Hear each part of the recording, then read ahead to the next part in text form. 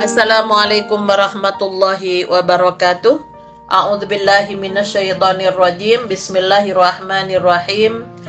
Alhamdulillahilladzi arsala rasulahu bil huda wa dinil haqqi liyudhhirahu 'alad dini kullih wa kafa billahi syahida. Asyhadu an la ilaha illallah wahdahu la syarikalah wa asyhadu anna Muhammadan 'abduhu wa rasuluhu la nabiyya ba'dah. Qala Allah Ta'ala fil kitabil karim, a'udzu billahi minasyaitonir rajim. May yuti'ir rasula faqad ata'a Allah wa man tawalla fama arsalnaka 'alaihim hafidha.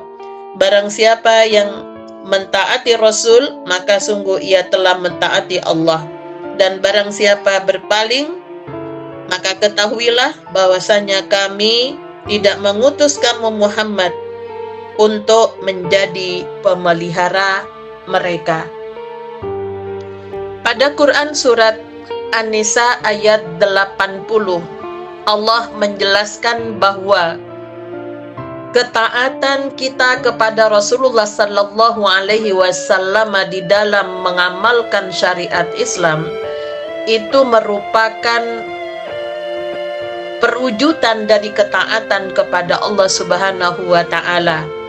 Dan siapa yang berpaling dari ketentuan-ketentuan Rasulullah, maka hal itu tidak menjadi tanggung jawab Rasulullah di akhirat nanti.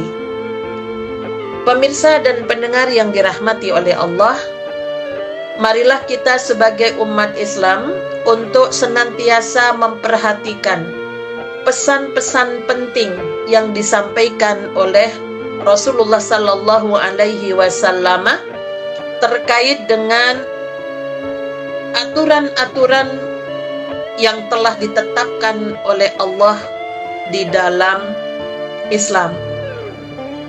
Salah satu contoh dalam sebuah hadis yang diriwayatkan oleh Ahmad dan Ibnu Majah, yang diceritakan dari sahabat Abu Ayyub Al-Ansari radhiyallahu anhu, bahwa ada seseorang yang mendatangi Nabi sallallahu alaihi wasallam kemudian mengatakan, wa'idni wa aujiz, berilah aku nasihat namun ringkas saja. Dalam riwayat lain dikatakan, ya Rasulullah alimni wa aujiz, wahai Rasulullah, ajarkanlah kepadaku ilmu yang singkat dan padat. Qala, Rasulullah menjawab, idza kumta fi sholatika fasalli sholata muwaddi'in. Apabila kamu hendak mendirikan sholat, maka sholatlah seperti sholatnya orang yang hendak berpisah. Atau jadikan sholat itu seakan-akan sholat yang terakhir. Wala takallam bikalamin ta'tadhiru minhu. Janganlah kamu mengatakan suatu perkataan yang akan kamu sesali di kemudian hari. Wa ajma'il ya'sa amma fi aydin nasi. Dan kumpulkanlah rasa putus asa dari apa yang dimiliki orang lain. Dalam hadis tersebut Nabi sallallahu alaihi wasallam menyebutkan 3 perkara, yang 3 perkara itu merupakan kumpulan dari seluruh kebaikan. Yang pertama adalah wasiat untuk menjaga sholat dan mendirikan sholat dalam kondisi yang paling sempurna. Jadi kalau yang pertama Nabi sallallahu alaihi wasallam bersabda bahwa siapa saja yang hendak mendirikan sholat, hendaklah dia sholat sebagaimana sholat orang-orang yang hendak berpisah.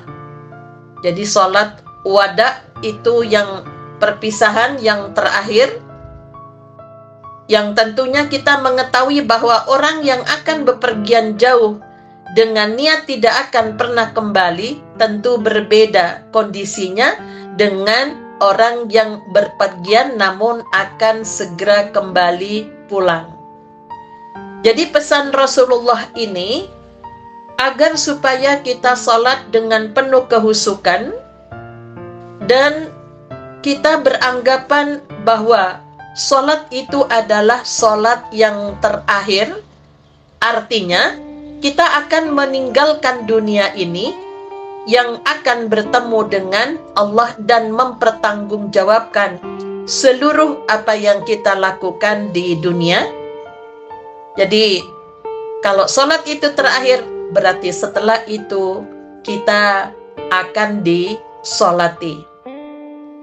Nah, berusaha untuk konsentrasi yang dikatakan khusyuk di dalam salat itu tentunya tidak mudah kalau kita tidak berupaya untuk memahami bahwa tujuan salat itu dirumuskan oleh Allah pada Quran surat Toha ayat 14. Wa aqimis sholata lidzikri.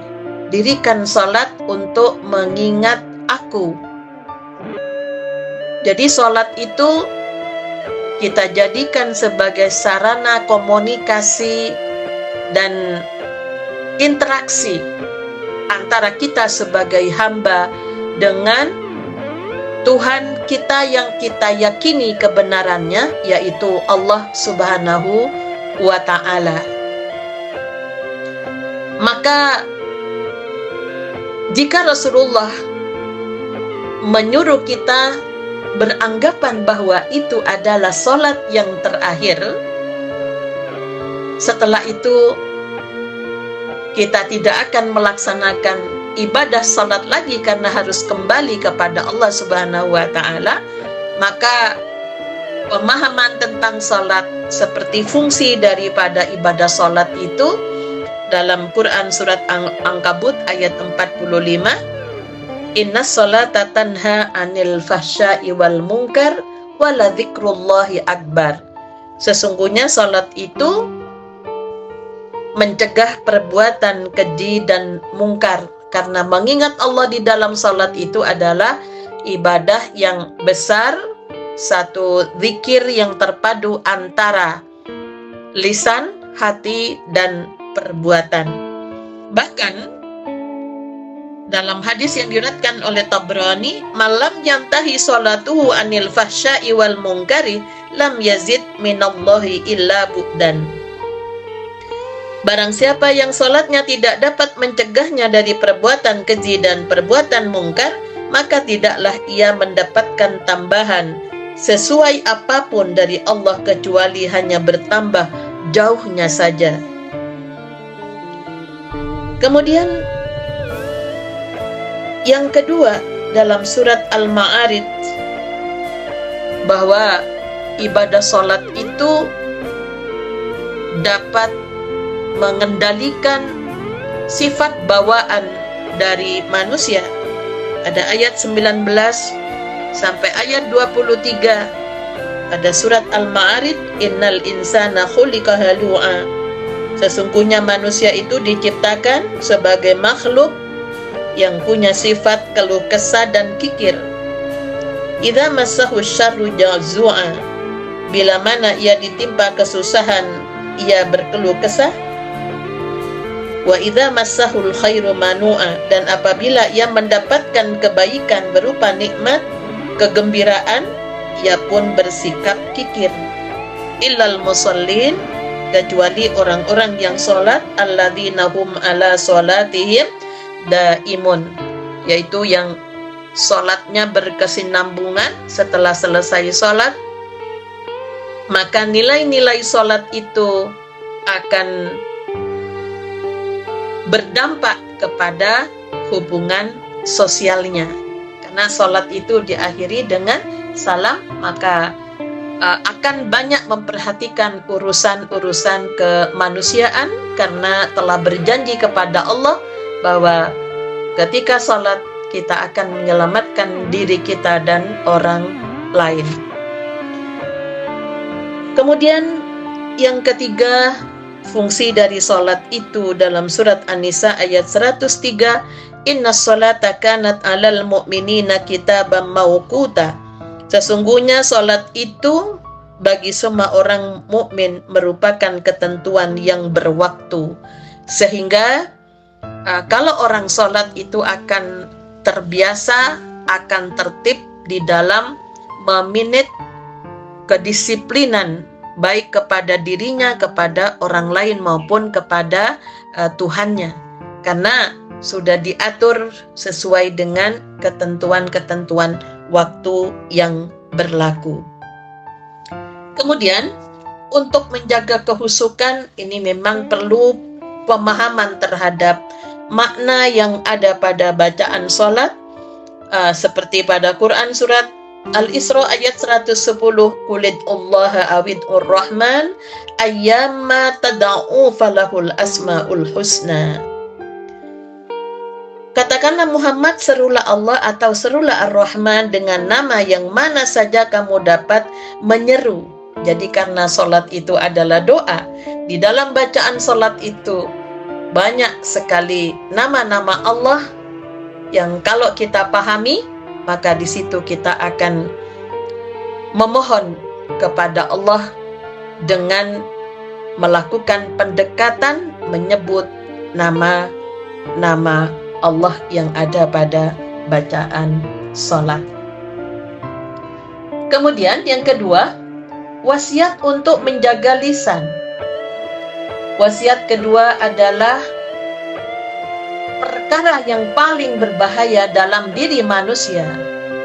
Jika ada kalimat yang keluar dari lisan seseorang, maka dia harus bertanggung jawab. Artinya menanggung akibatnya. Oleh karena itu Nabi Shallallahu Alaihi Wasallam mengatakan, janganlah kamu mengatakan satu perkataan yang akan kamu sesali di kemudian hari. Jadi yang dimaksud menyesali di kemudian hari yaitu menyesal, kemudian sibuk meminta maaf kepada orang lain sebagai akibat dari kalimat yang telah diucapkan itu. Bahkan Nabi berpesan kepada kita, man kana yu'minu billah wal yaumil akhir falyakul khairan aw liyasmut. Bahwa orang yang beriman kepada Allah dan hari akhir, berkatalah yang baik, jika tidak sanggup maka lebih baik diam. Dalam hadis yang diriwayatkan oleh Tirmidzi, idza asbaha ibnu adam fa innal a'dha'a kullaha tukaffirul lisana fataqulu taqillaha fina. Bila manusia berada di waktu pagi, seluruh anggota badan menutupi kesalahan lisan, lalu berkata, takutlah pada Allah tentang kami. Kami bergantung padamu. Fa innama nahnu bika wa inis taqamtana wa ini a'wajajna.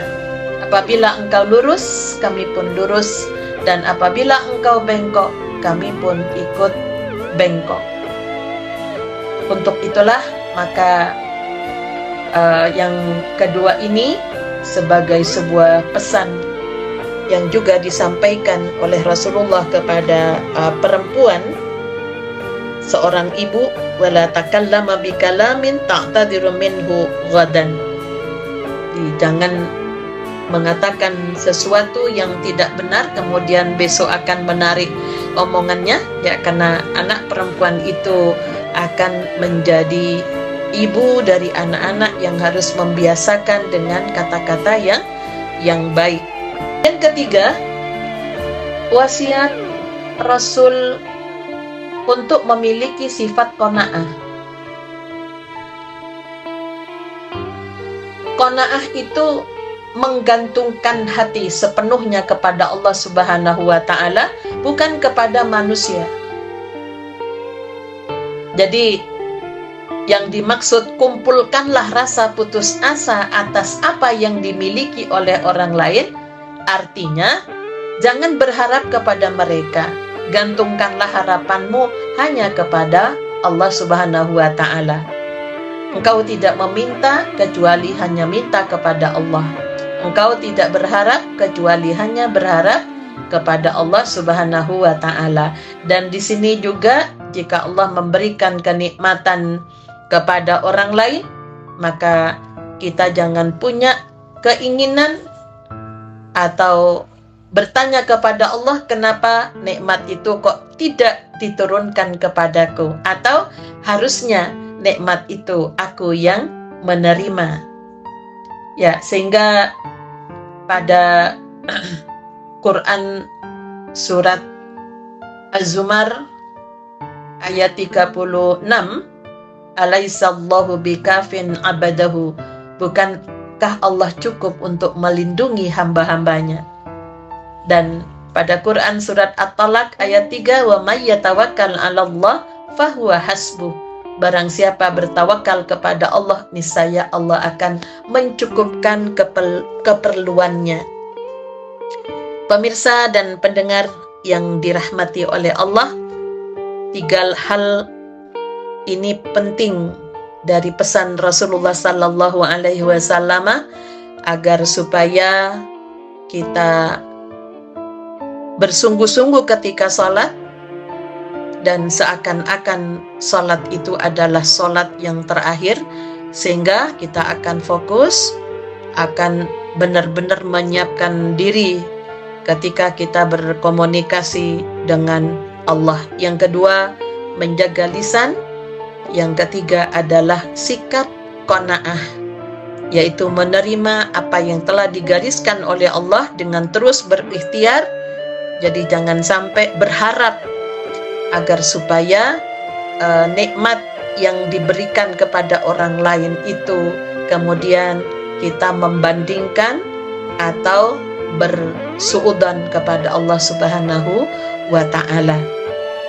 Pemirsa dan pendengar yang dirahmati oleh Allah, mudah-mudahan dengan banyak kita memperhatikan pesan-pesan Rasulullah, maka kita nanti akan mendapatkan syafaat dari Rasulullah Sallallahu Alaihi Wasallam, sebagaimana dalam sebuah hadis Muslim dari Rabi'ah bin Ka'ab Aslami, yang dia berkata, kuntu abitu ma'a Rasulillahi sallallahu alaihi wasallam fa ataituhu bi wudu'ihi wa hajatihi faqala li sal. Adalah aku bermalam di tempat Rasulullah sallallahu alaihi wasallam, maka aku membawakan air wudunya dan keperluan hajatnya. Maka sabda Rasulullah, engkau mengharap apa? Engkau minta apa? Mintalah. Fakultuh as'aluka murafaqata fil jannah. Aku menjawab, aku mohon menyertai engkau di dalam surga. Sabda Nabi sallallahu alaihi wasallam pula, al ghaira dzalika, apakah ada yang lain yang kamu minta? Qultu huwa dzaka, aku menjawab, itu sajalah. Maka sabda Nabi sallallahu alaihi wasallam, fa'inni ala nafsika bikasratis sujud, bantulah aku untuk dirimu dengan memperbanyak sujud. Ya, sehingga kalau kita ingin senantiasa bersama dengan Rasulullah, maka kita memperbanyak mendirikan sholat, dan sholat itu yang fungsional, yang berdampak pada kehidupan sosialnya. Nasrun minallah wa fathun qarib wa basyiril mu'minin walhamdulillahi rabbil alamin. Assalamualaikum warahmatullahi wabarakatuh.